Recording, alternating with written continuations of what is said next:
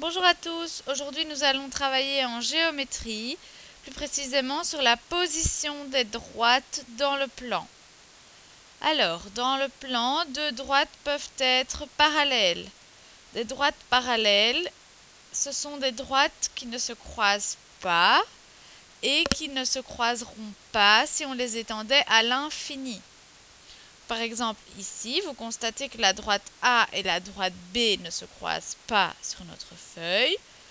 Et si on les prolonge tant qu'on peut jusqu'à l'infini, elles ne se croiseront jamais. Jamais elles ne se toucheront. Un peu comme deux rails de train, vous imaginez bien, vous vous doutez bien qu'elles ne se croiseront jamais. Alors, pour parler des droites parallèles, on utilise le sigle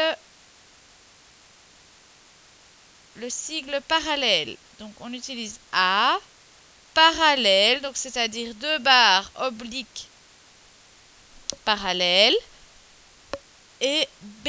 Donc on utilise les noms des droites, la droite A, le sigle parallèle est parallèle à la droite B. Alors, ici nous avons deux autres droites, la droite C et la droite D. Ici on voit tout à fait qu'elles se croisent. Donc elles ne sont pas parallèles. On appelle ça des droites sécantes, c'est-à-dire des droites qui ne sont pas parallèles, qui se croisent sur la feuille ou bien qui se croiseront à l'infini. Alors, pour nommer ces droites, on utilise le nom de la droite C, n'est pas parallèle et séquente à la droite D. Alors, pour dire qu'on n'est pas parallèle, on reprend le symbole parallèle et on le barre.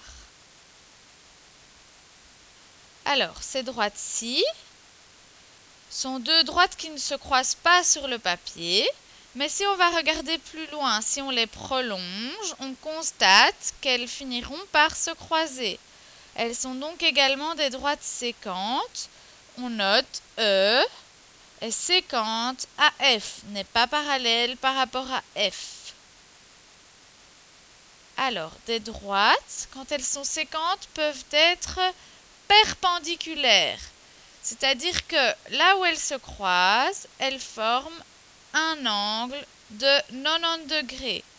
Pour vérifier que deux droites sont parallèles, il faut utiliser l'équerre. Alors, pour vérifier que deux droites sont parallèles, sont perpendiculaires, il suffit de vérifier qu'elles forment un angle de 90 degrés. Alors, vous voyez tous que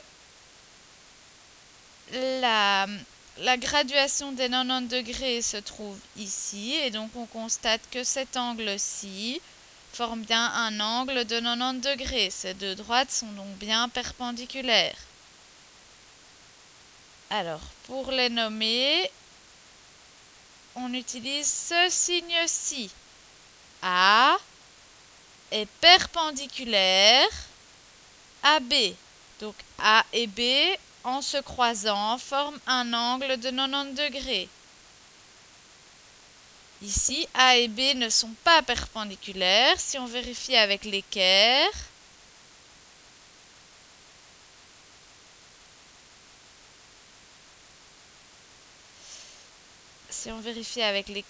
elles ne forment pas un angle de 90 degrés. Vous voyez bien que c'est la droite ici, la droite A, ne correspond pas à la marque des 90 degrés, pardon. Alors, ici, la dernière. Il faut que je vous la trouve.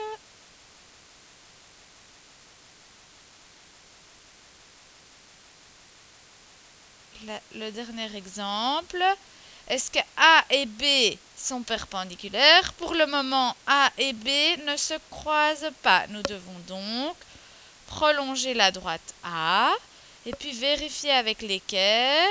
Est-ce que A et B forment un angle de 90 degrés? On constate que oui. A et B forment un angle de 90 degrés et ils sont donc perpendiculaires. A est perpendiculaire à B.